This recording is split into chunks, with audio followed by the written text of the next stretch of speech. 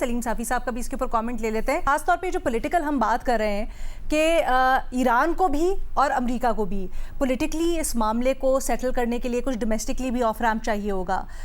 जिस तरह से इस वक्त सिनेरियो बन रहा है, क्या आपको लगता है पॉलिटिकली भी सब सेटिस्फाई हो जाएंगे? देखिए, ख्वाहिश और दुआ तो हमारी भी है कि अल्लाह करे कि जल्द अज जल्द ये मुआहिदा हो जाए और जंग का ख़ात्मा हो। लेकिन कुछ ज़मीनी हक़ाइक़ जो हैं उससे भी हम आंखें नहीं चुरा सकते। मसलन एक तो अब ये भी हकीकत है कि ईरानी क़यादत ये बात समझ चुकी है कि इस वक्त डोनाल्ड ट्रंप वो जल्दी में हैं और उनकी मजबूरियां बढ़ गई हैं, तो इसलिए भी ईरान की तरफ से मौक़िफ़ वो सख्त कर दिया गया है बहुत सारी चीज़ों पे। और उसकी एक मिसाल ये है कि मसलन ये फार्मूला अभी पिछले 2 दिन से डिस्कस हो रहा है, लेकिन ईरान की तरफ से अभी तक इस पे खामोशी है। डोनाल्ड ट्रंप ने उस पर ट्वीट भी दे दिया। उसमें एक तो जंगबंदी भी थी दायमी, और ये ज़मानत भी वो मांग रहे थे कि मुस्तक़बल में उन पे हमला नहीं किया जाएगा। इसी तरह उनका सिर्फ अपनाए हुर्मुज़ की नाकाबंदी का ख़ात्मा वो उनका मुतालबा नहीं था, बल्कि वो अपनाए हुर्मुज़ का इंतज़ाम ओमान के साथ मिलकर करना चाहते हैं, जो कि ज़ाहिरी बात है कि गल्फ़ स्टेट्स के लिए काबिल कबूल नहीं है। तो इन सारी चीज़ों पे, और फिर एटमी प्रोग्राम का मसला जो पहले मैंने अर्ज़ किया था कि एक तरफ ईरानी क़यादत उस हवाले से क्या कहती है, और इस वक्त दोनों तरफ ज़ाहिरी बात है कि ईरान की पॉलिटिकल लीडरशिप भी थोड़ा सा अगर कंप्रोमाइज़ दिखाती है तो अपने अवाम की तरफ से और उनके मुल्क के अंदर जो पासदारान और बाकी मजहबी तबका है, क्योंकि जितने लोग उनके शहीद हुए सुप्रीम लीडर्स समेत, तो उन पे उसका भी दबाव है कि वो कोई ऐसा मुआहिदा जो माजी के मुआहिदों से बेहतर तो करना चाहते हैं, लेकिन उससे कमतर वो करना नहीं चाहते। दूसरी तरफ अमेरिका की भी ये पोजीशन है कि अगर डोनाल्ड ट्रंप एटमी प्रोग्राम पे कोई ऐसा मुआहिदा करते हैं जो ओबामा दौर के मुआहिदे से ज़्यादा रियायत दे दे ईरान को, तो उनका तो अपना पॉलिटिकल कैरियर दाव पे लग जाएगा और लोग उससे कहेंगे कि आपने ये फिर जंग किस लिए की। तो दोनों तरफ पॉलिटिकल कंपल्शंस भी है और दोनों तरफ ये नफ्सियात भी है कि मैं जीत चुका हूँ, और उस नफ्सियात के साथ दोनों के मुज़ाकरात हो रहे हैं कि हर फरीक अपने आप को फातेह समझता है। डॉक्टर मारिया साहब, ये जो दौरा चीन मुमकिना तौर पर ट्रंप का है, और फिर आज इराक़ची साहब अभी हमने इसकी बात भी की कि गए हैं चीन के अंदर, इसकी थोड़ी सी सिग्निफिकेंस बताइएगा। अगर ये जो शराइत डिस्कस हो रही हैं, इसके साथ ट्रंप मुमकिना तौर पर चीन जाते हैं, तो चीन इसके ऊपर कैसा रिस्पॉन्ड कर सकता है? क्या ये अमेरिका के लिए बहुत बड़ी विन होगी और पॉलिटिकली इकोनॉमिकली उनको मज़ीद ये तक़वियत देगी दुनिया के अंदर?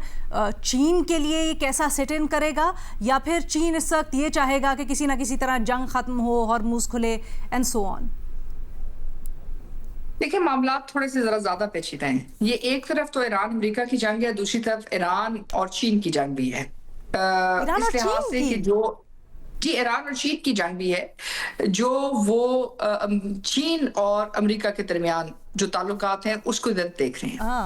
क्योंकि इस वक्त जो फैसला है वो ये नहीं है कि सिर्फ और सिर्फ अमेरिका और ईरान के दरमियान माहिदा होगा।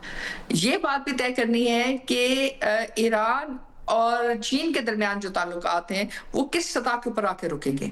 क्योंकि असल में जो स्ट्रेट ऑफ हुर्मुज़ पे बातचीत चल रही है वो यही है कि डी डॉलराइजेशन की जो बेसिस है उसके ऊपर चल रही है कि क्या आइंदा आने वाली जो तेल की तजारत है वो सिर्फ और सिर्फ डॉलर के साथ होगी, और अगर डॉलर के साथ होगी तो जाहिर है ईरान को वापस अमेरिका को लाना पड़ेगा, सैंक्शंस उनको रिमूव करनी पड़ेंगी, कोई और तरीका नहीं है।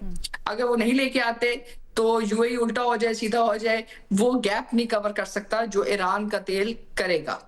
तो ये एक तरफ है। दूसरी तरफ अगर ईरान नहीं आता डॉलर सिस्टम में, ये एक मायदा नहीं होता, तो फिर ईरान जो है चीन के साथ अपने जो तेल के मायदे हैं उनको जारी रखेगा। अब क्योंकि ईरान जिसमें असल बात समझने की वो ये नहीं है कि ईरान युआन में कर रहा है या ईरान डॉलर में तेल बेच रहा है। जब ईरान का सिस्टम ही बैनुल अक़वामी फाइनेंशियल सिस्टम के साथ लिंक नहीं है, तो अमेरिका के पास कोई ऐसा वायबल टूल नहीं है जिससे वो बता सके कि कितनी तेल, कितनी तिजारत, कौन सी चीज कहाँ हो रही है। उससे पहले तो आपके पास JCPO का फ्रेमवर्क था, UN का फ्रेमवर्क था, जिसमें वो प्लेसमेंट्स कर रहे थे, यानी कि कोई और शख्स उनसे अगर तेल खरीद रहा था तो बता सकते थे। इस वक्त कितनी तादाद में, किस सतह के ऊपर तेल चीन जा रहा है, वो क्योंकि युआन में हो रहा है, तो आपको इस बात का पता नहीं है, और ना ही इस बात का आपको अंदाजा हो सकता है कि वो जो युआन है वो बाद में कितने डॉलर्स में तब्दील होंगे। पहले UAE ये किरदार अदा कर रहा था। पहले वहां बरतानिया की जो ऑयल की फर्म्स थी और फ्रांस की जो ऑयल की फर्म्स थी, वो यानी कि UAE के साथ ईरान तिजारत कर रहा था, वहां से उस तिजारत से वो डॉलर खरीदता था, और जो डॉलर है वो यूज होते थे UAE के अंदर ईरान का जो तेल है उसको रीड्राफ्ट करने के लिए, जो बरतानिया की और फ्रांस की जो कंपनीज थी दुनिया के अंदर तेल बेच रही थी। तो इसी वजह से जो अमेरिका, फ्रांस और बरतानिया के दरमियान आपको एक जो एलाइज के दरमियान एक डिवाइड नजर आई है, इसी तरह की डिवाइड जो है ईरान और जो है चीन के दरमियान होगी। तो ये रिलेशनशिप बहुत इंपॉर्टेंट है दिस टाइम। अगर तो ये माहिदा पहले हो जाता है फिर तो अमेरिका की जीत है, अगर ये माहिदा उनके चीन के दौरे के बाद होता है फिर ये अमेरिका के लिए बहुत बड़ा चैलेंज। अच्छा, रियलिस्टिकली और स्ट्रेटेजिकली कितना स्ट्रेच कर सकता है, क्योंकि 14-15 तारीख मुमकिन तौर पर कही जा रही है अगले ही हफ्ते अमेरिकी सदर के दौरे की, क्या इतना मार्जिन है इस वक्त ईरान के पास कि वो स्ट्रेच करे इस माहिदे को या किसी भी बातचीत को, या आपको लगता है कि Iran would be overplaying its hand अगर ऐसा होता है? नहीं, अलीना आराम से कर सकते हैं। मतलब उनके लिए कोई इशू नहीं है। असल मसला है 12, 13, 14, क्योंकि 11 को लेबनान के ऊपर एग्रीमेंट हो रहा है अमेरिका के अंदर।